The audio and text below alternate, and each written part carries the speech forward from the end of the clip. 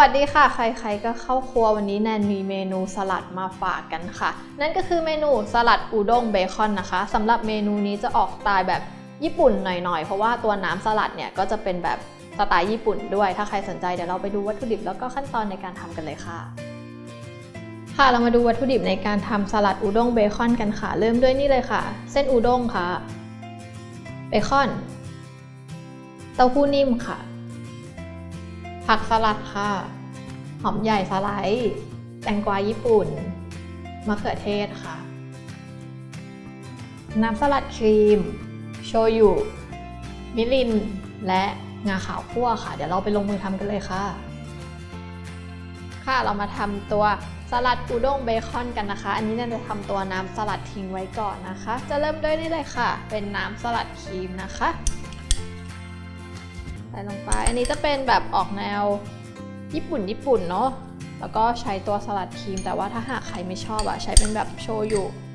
อย่างเดียวก็ได้ค่ะแล้วแต่สะดวกเลยก็งาขาวคั่วค่ะใส่เยอะหน่อยสลัดงาเนาะมิรินค่ะและโชยุ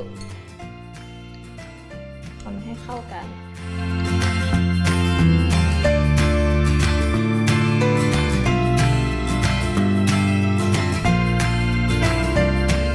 เรียบร้อยแล้วค่ะเดี๋ยวเราไปดูขั้นตอนต่อไปกันค่ะอันนี้ก็เป็น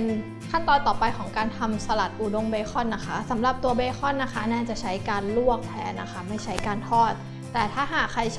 ชอบทานแบบกรอบๆอย่างเงี้ยก็เอาไปทอดก็ได้ค่ะแล้วแต่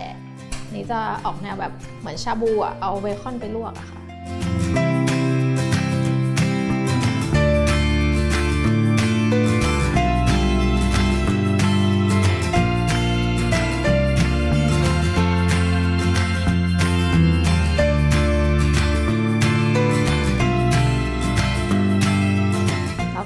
ตามด้วยเส้นอุด้งนะคะถ้าหากซื้อแบบสำเร็จรูปมาก็เอาไปล้างน้ำก่อนแล้วก็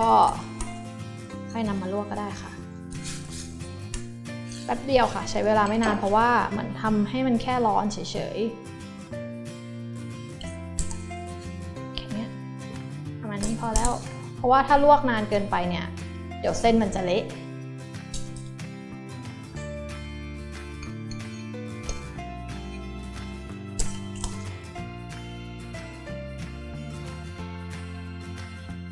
ว่าเขาทำสุกมาอยู่แล้วนะแต่ถ้าหากใครชอบนิ่มๆนะก็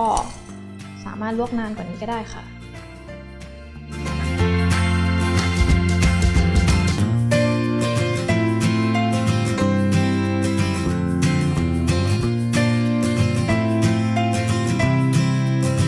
เสร็จเรียบร้อยแค่นี้เองเดี๋ยวเราค่อยไปจัดจานเสิร์ฟกันค่ะ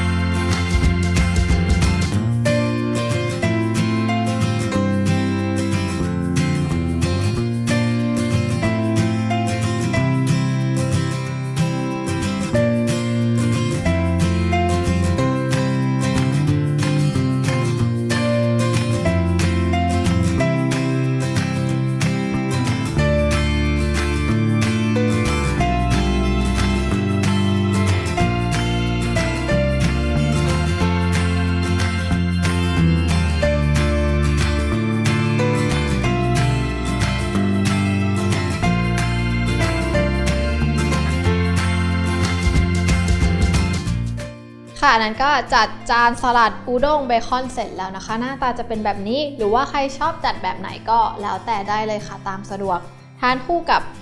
น้ำสลัดงา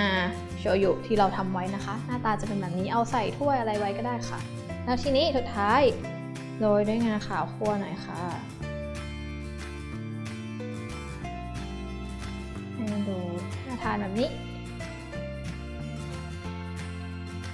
ถ้าหากใครไม่อยากทานเบคอนจะลดแคลอรี่หน่อยก็ได้เอาเป็นแบบหมูชาบูก็ได้ค่ะแล้วแต่ชอบเลยเนอะสำหรับเมนูนี้นะคะถ้าหากใครอยากลองทำก็สามารถเข้าไปดูที่เว็บไซต์ของเราได้ค่ะที่ foodtravel.tv นะคะจะมีขั้นตอนวิธีการทำบอกแบบละเอียดเลยค่ะสำหรับวันนี้แนนไปก่อนค่ะสวัสดีค่ะ